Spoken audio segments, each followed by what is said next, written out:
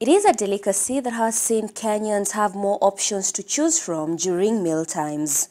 One that even Facebook founder and CEO Mark Zuckerberg could not resist when he recently visited the country, sampling a meal of ugali and tilapia at Mama Oliet's restaurant in Nairobi.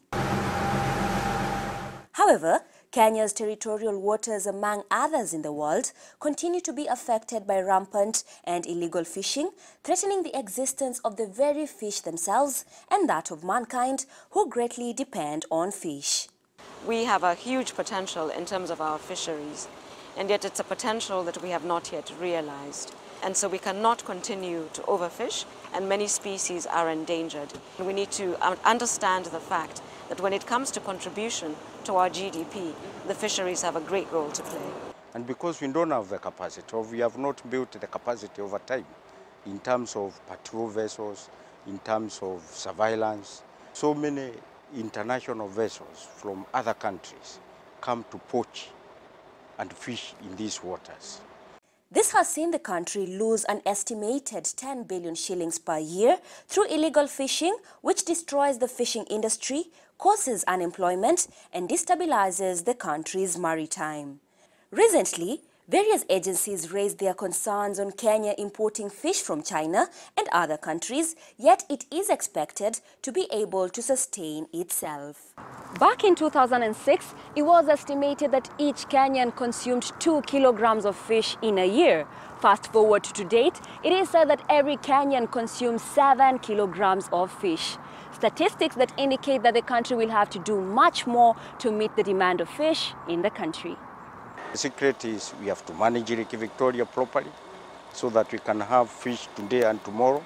And also we need to grow a lot of fish because future fish is not going to come from Lake Victoria. Through the signing into law of the Fisheries Management and Development Act 2016 earlier on in the month by President Uhuru Kenyatta, stringent measures have been put in place to curb illegal fishing and provide guidelines on the import and export trade of fish and fish products, fish quality and safety.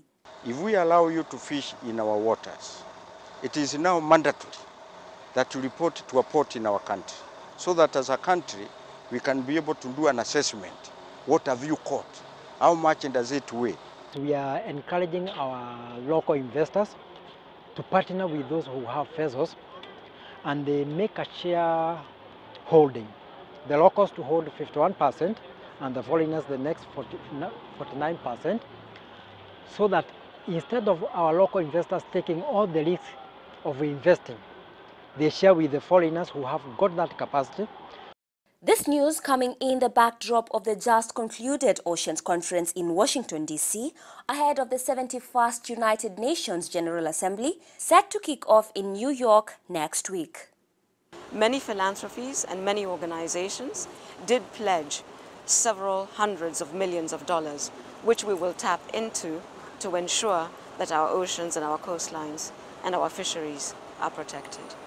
Kenya is one of the countries that is expected to benefit from the funds raised during the Ocean Summit that will enable it to curb irregular and illegal fishing in its shores. Mombi Waroe, Citizen TV in Washington, D.C.